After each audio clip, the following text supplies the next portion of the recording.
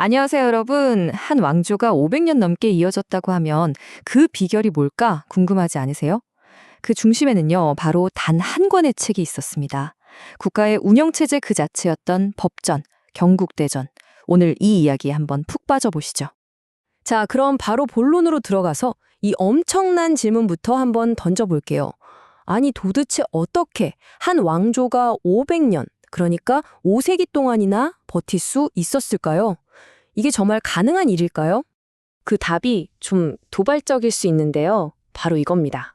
왕이 아니었어요. 왕 한 사람의 능력이 아니라 아주 강력한 시스템 덕분이었습니다. 맞아요. 바로 그거예요. 오늘 이야기의 핵심이죠.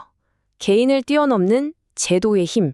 자, 그럼 첫 번째 이야기부터 시작해 볼까요? 이 시스템이라는 게 그럼 처음부터 있었냐 하면 그게 아니라는 거죠. 사실 조선 초기에는요, 법이라는 게 거의 뒤죽박죽 아주 혼란스러운 상태였습니다. 이게 왜 문제였냐면요. 한번 생각해 보세요. 법이라는 게 일관성이 있어야 하잖아요? 그런데 이때는 그냥 왕이 그때그때 내리는 명령이 곧 법이었어요. 그러니까 A라는 왕이 이렇게 해! 했다가 B라는 왕이 와서 아니 저렇게 해! 하면 법이 그냥 바뀌는 거예요. 이러니 나라 운영이 제대로 될 리가 없었겠죠.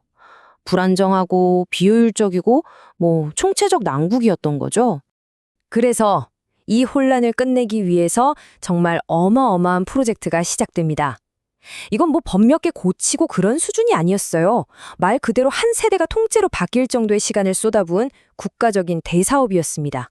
그 기간이 얼마였냐고요? 무려 25년입니다. 25년. 와, 왕이 3번이나 바뀌는 동안 계속된 거예요. 이 숫자 하나만 봐도 이게 얼마나 대단한 일이었는지 감이 오시죠? 이 25년의 과정이 진짜 한편의 드라마 같아요. 세조 때 일단 나라 살림부터 안정시키자 하면서 경제 관련 법인 호전부터 만들기 시작해요.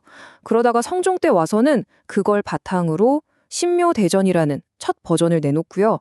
이걸로 또 몇 년간 시험 운영을 해보는 거죠. 그러고 나서 또 가보대전으로 한 번 더 업그레이드를 하고 이렇게 수십 년간 고치고 또 고친 끝에 마침내 1485년에 최종 완성본 바로 경국대전이 세상에 나오게 된 겁니다. 자, 그럼 이 경국대전이 왜 그렇게 대단하다고 하는 걸까요? 바로 그 구조의 비밀이 있습니다. 이걸 오늘날로 치면 국가라는 거대한 컴퓨터의 운영체제, OS를 설계한 거나 마찬가지예요. 나라의 모든 일을 딱 6개의 폴더로 완벽하게 정리한 거죠. 그 6가지가 바로 이전, 호전, 예전, 병전, 형전, 공전, 이른바 육전 체제입니다. 이게 정말 기가 막힌 게 현대 국가 시스템이랑 거의 똑같아요. 이전은 공무원 인사, 지금의 행정안전부 같은 거고요. 호전은 세금과 경제, 지금의 기획재정부죠. 예전은 교육과 외교, 병전은 국방, 형전은 법무부, 공전은 국토교통부. 어때요? 진짜 놀랍지 않나요? 국가 운영에 필요한 A to Z를 이 6개 카테고리에 다 담아버린 겁니다. 자, 그런데요, 이렇게 완벽해 보이는 시스템에도 그림자는 있었습니다. 경국대전은 조선 사회를 바꾼 그야말로 양날의 검이었거든요. 분명히 안정이라는 큰 선물을 줬지만 그만큼 혹독한 대가를 치러야 했던 부분도 있었습니다. 가장 대표적인 게 바로 여성의 지위 문제입니다.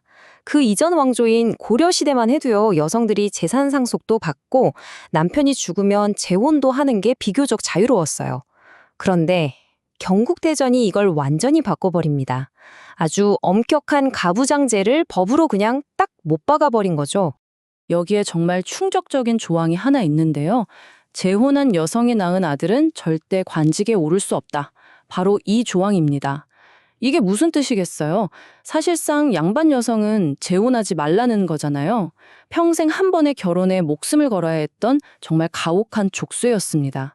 그리고 이 법은 무려 400년 넘게 조선 사회를 지배하게 됩니다. 경제 쪽도 마찬가지였어요. 좋은 점도 있었죠. 전분 6등법처럼 토지 등급을 나눠서 세금을 공평하게 걷는 아주 합리적인 제도를 만들었어요. 이건 분명 칭찬할 만하죠. 하지만 동시에 금난 정권이라고 해서 나라에서 허가한 상인들, 즉 시전 상인들만 장사를 할 수 있게 하고 나머지 개인 상인들은 단속하게 했어요.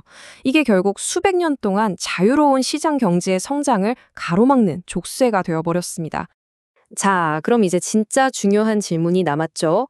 이렇게 문제점도 분명히 있었는데 도대체 어떻게 이 경국대전이라는 책 한 권이 500년 왕조를 떠받치는 기둥이 될 수 있었을까요? 그 힘의 원천은 과연 뭐였을까요? 그 답은 딱 한 단어로 요약됩니다. 바로 안정성이에요.